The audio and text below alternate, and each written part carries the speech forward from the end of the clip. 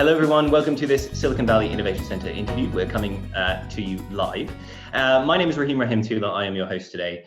And joining me, I'm delighted to say, is Greg Jozan. He is a solution architect at Cinequa. So, Greg, thank you for being with us on the program.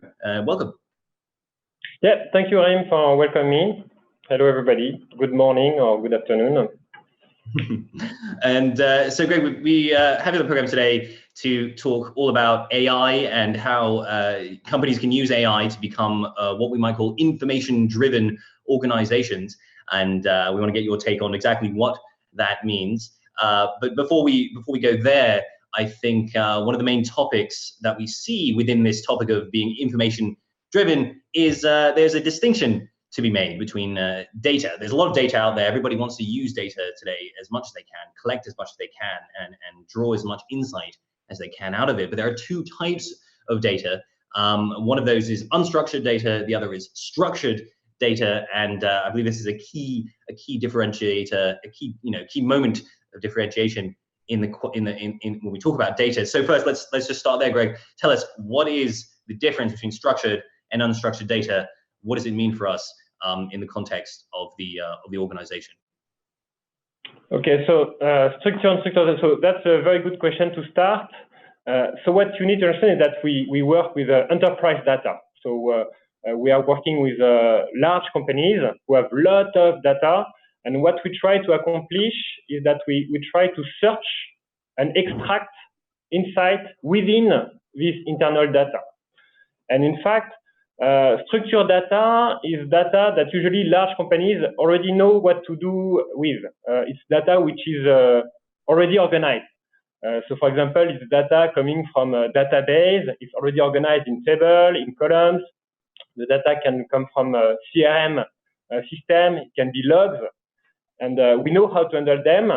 And for that, we have what we call connectors to be able to connect to this data source. So we can connect to any type of database, we can connect to CRM system, and we can really handle that properly. But in addition, in fact, we have what we call unstructured data. And in fact, unstructured data is where you have the most of all the data, especially in large companies. And because you are going to, right now, they are experiencing a huge growth on unstructured data. These data are noisy. They are, most of the time, they are written in natural language. And these data are, for example, a report. It can be a publication. It can be a contract. It can be all the email in your company. It can be a PowerPoint presentation, a PDF, a diagram. So all this information, you are going to find a lot of insight within this data. And sometimes you don't have the right tool to grab the right information in this data. And what is really important is that, in fact, the structured data is going to give you the what, but the unstructured data is going to give you the context. It's going to explain to you why you have found this particular data in this database or this particular information in this CRM system. So the main idea of what we are doing right now is try to combine the two to have the capacity to crawl and extract information out of structured data and unstructured data. And again, what is really, really key in order to access to this data is connectivity. So you need to be able to connect on any kind of data source. So when we are talking with unstructured data, you need to be able to connect to SharePoint. You need to be able to connect to Box, to Dropbox, to Salesforce, to Twitter, to Facebook, to Google Drive. So for that, we developed a lot of different types of connectors because the first thing is connectivity. Connectivity is really key. And once you manage to get access to all this data, then you can start to organize this data.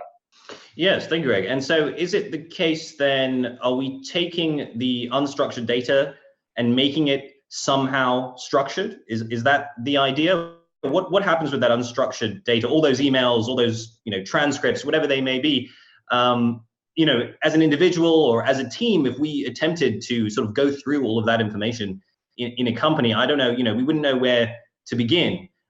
But if we're using some sort of artificially intelligent platform, what is it then going to do to that data that's going to somehow make it intelligible? Yep. So for that, we are going to leverage multiple different type of process. So the first thing that we are going to use is a search tool. We want to make everything searchable across the organization. But in addition to that, we want to capture the right information. So we want to make smart strategic decisions. And for that, we are going to leverage different type of techniques. So for example, we are going to leverage natural language processing. So natural language processing gives you the possibility to understand what is the meaning of a document, even if it's written in a natural language. Then we are going to leverage other techniques like text mining. Text mining gives you the possibility to extract the right information inside the document.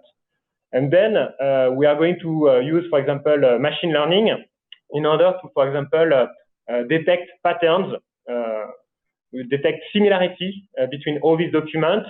We are going also to use this machine learning technique in order to enrich the content, to automatically find associated information, and also to classify data. And so Greg, give us an example. What sort of things then with this, these business tasks that I have to do every day, or I'm trying to get my work done? What are the sort of, what are the key things that this sort of, these processes, this applying this artificial intelligence to all this data, what is it going to help me do, faster, better, so on? Yeah. So the benefit of such technique, or the first benefit, the basic level, and I talk about it, is to find the information. So data is growing. So you need to find, for example, information about your customer. You need to find information about your project. You need to find information about this specific piece of component. But then what you want to do is try to turn that search into a business solution. So the idea is to have the right information exactly at the right time. So the first phase would be you are looking for one particular document, for example. And an example of what we can do is, for example, you want to centralize all the purchasing orders that you are going to have in your company. So we are going to crawl all the information across the organization. Every time we are going to detect one of these specific documents, we are going to gather this information and we are going to extract the key information out of that. So that's one example of what we can build on top of this tool in order to have a business solution. Sometimes it can be different. Sometimes you can search for a specific project. So for example, the question can be, did we already done a similar project in the past? And that's really important because sometimes you have a lot of duplicates and what you want is not do again the same thing that you have done in the past. So we have this possibility to give you an overview of all the projects which are happening right now and automatically detect what is the similarity between these different projects.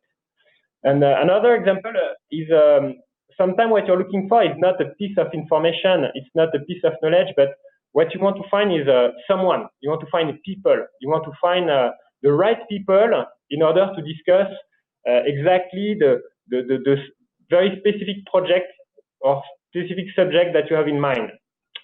So for that, we are going to build not a document search, not a knowledge search, but a people search.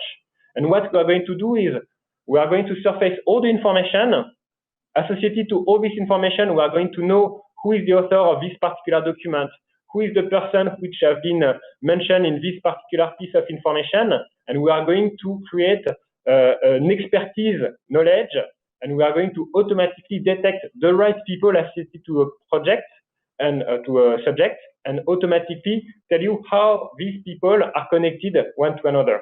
So these are different types of examples of benefits that can build on top of this kind of technology. No, thank you. That's it's very interesting. I'm interested, as well to think a little bit about the sort of the role of artificial intelligence, generally in organizations. So how far do you see this sort of technology going? I mean, to what extent is it, something, do you see it becoming sort of part of, a very core part of the work that, companies might do? For example, I presume, this sort of technology is applicable in, say, pharmaceuticals, finance, potentially, manufacturing. It could, have a lot of different use cases. But, yeah, what are your thoughts on that? How far artificial intelligence like this, really will become, a major part of what we do, or is it just a tool? Is it just one of many tools that we will, we'll have? Yeah. So first I'm going to talk about AI, and after that I will give you some example for different vertical. But for AI, the idea is that so AI is a vast subject, as you know, and what you need to know is that there is a lot of hype around AI. I see a lot of people who come to see me and say, "Oh, I want to do AI." No, you don't want to do AI. You have a problem. You are going to discuss about this problem, and maybe some artificial intelligence and machine learning technique are going to be the right fit for that. But maybe AI is not going to be the solution. Maybe just using a very basic, simple logical rules is going just enough. So before doing AI, we need first to define what we want to accomplish. We need to define what are the business objectives. Do you have a return on investment on this particular part? Because AI is not something which is plug and play. If you want to do some machine learning, you need to have a lot of training data. You need to train a model. It's an iterative process. So you need to want to be sure that you are going to this particular path. So that's why first we discuss, and in fact, again, we are going to leverage. What we are using is machine learning. That's the type of technology that we are leveraging. So we are using machine learning and deep learning if we even want to have a better refined model. But machine learning is something where you need training data. You need to know what you want to accomplish. So as I said, do you want to detect a specific pattern? Do you want to detect a specific similarity? Do you want to classify automatically data? And if we have a use case like that, that can be automated, then yes, we are going to leverage this kind of technique. And for that, for example, in finance, we are using a machine learning model to automatically detect contractual documents. So we are going to automatically find all the contracts associated with a bunch of lot of information, and automatically we are going to detect, for example, payment terms within this contract. So this can be really useful. We are also doing a lot of classification, for example, to rate bank loans documents. So do we have is this going to be a good loan or a bad loan? So all this is kind of a categorization mechanism which can be built on top of a model. So that's about finance. But for example, for pharma, the idea would be sometimes you have to answer some regulatory requests. So you need to find, for example, all the adverse events who are associated to one particular molecule. So you want to find all the association between this molecule and this drug, this disease, this indication, and that's where we are going to try to detect pattern and association, and that can be really useful. Another example is for call center. So for call center, sometimes you have to route the right support ticket to the right person, to the right team. So that's something that can be really easily automated because usually in call center, you have a lot of experience data, you have a lot of historical data that you can leverage in order to build exactly the right model in order to make the right decision.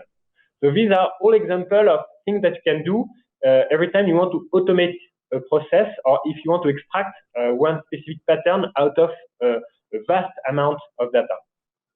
Yes, yeah, no, absolutely. And then when you do so, for example, extract that piece of information from, a large body of knowledge, huge body of unstructured data, you can extract something. Is it then for us as humans, to then make the qualitative judgments there? If we might think, should we launch a new product? Should we start a new offer? Shall we, change something that we're doing? I mean, do you think AI can necessarily tell us the answers there, or is it more about getting us the right information in front of us in the first place, and then we will then make ultimately make those judgments about the qualitative judgments about what action we take based on all the information that the AI has extracted? Yeah. So for us, what we are doing is at the end, the human is still the one which is making the decision. What we provide is really a tool. We provide a recommendation. We provide the right information at the right time. So what we are going to do is we are going to crawl all the available information in order to extract what is really useful, what is something that's really, and this is something that you really want to automate. You don't want to spend a lot of time to find this information. You want to have it right here. But at the end of the day, where we are right now is that it's a human decision that is going to be made. What we want is we want to have less people searching and finding data, and we want to have more sophisticated business process in order to bring the right information at the right time. But we are working for people. The idea is we are not working to produce data. We are really working to help people day-to-day job. So, for example, everything that we are going to automate, these are techniques that we are going to use based on how people are searching, how people want to have this information. So we are going to work with them in order to provide them what they are looking for. But at the end of the day, it's still a human that is going to make the decision. Sure. And so in that sense, it sounds like, an AI platform like this is very much of the moment, in the sense that this is how we use AI today. And this is where we are with AI today. But Greg, as someone who, is working in, as I could say, the front lines of, of the technology, where do you see it going? Do you believe that, if this is the current stage where at the end of the day, humans are still making those decisions, AI is about extracting, information from big data. Is that going to remain the status quo for 5-10 years, or what do you think is going to happen? Yeah. So what we are doing is that we are still at a stage where, so the first thing that we are doing is finding the right information. So that's the very first step. What we are doing right now is not find information. We are going to organize the data with all the context in order to give you the right insight. So that's why we are talking about information-driven and not data-driven. Data is really the structured data. The information is the data plus the context that is going to tell you exactly what you should do to make the right decision. But where we are going is that today we are still a lot in pull mode. People still want to have access to a particular kind of information. But where we are going is going to be more and more push, which means that it's going to be more and more the process that is going to provide the information before somebody tries to reach for it. So the main idea is that today we are going to use all these techniques to industrialize this technique, to make them automated and not to wait that somebody is looking for one specific business context. So you mean that the AI platform may produce the information even without being asked? Exactly. The idea is really to move to a pull situation where you are going to be in a push situation, where we are going to promote, we are going to make more and more recommendations, we are going to detect specific pattern in all the information that we are ingested, and based on that, we'll be able to trigger some specific information before somebody is going to ask for it. Wonderful. Well, Greg, that sounds very, very interesting. That's an excellent little preview, I think, into the future. I think that's where we're almost out of time. So I think that's probably where we'll have to wrap things up. Perhaps give you the last word, though. I think, that sounds like we described, that's the essence as we started the top of the program, talking about what it means to be an information-driven organization. I mean, that sounds like you cut it there. That's the essence of it, is to take all your data and actually be able to use it effectively, to really understand what it is telling you. Yeah, that's really the idea. I mean, the quote that we are using a lot, it's a quote from Warren Buffett, and he said, I look at the actuarial tables about the rate, the death rate, and he said, the lowest death rate is among 6-year-olds. So I decided to eat exactly like a 6-year-old. So that's exactly the mistake that you are doing if you are taking a look only at the data. But in fact, what is important is not to take a look only at the data, but also all the context which is around, because that's what is going to provide you the right insight about what's going on right now. Wonderful. Well, Greg, thank you so much for speaking with us today. That's where we will wrap things up. So to you, thanks for taking the time today to be with us. And to our audience watching out there, we also thank you for tuning in to hear my conversation today with Grégoire Josand, a solution architect at Synaqua.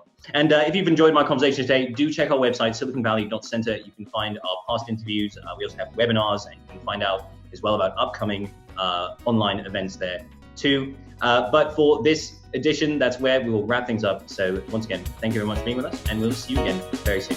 Bye-bye.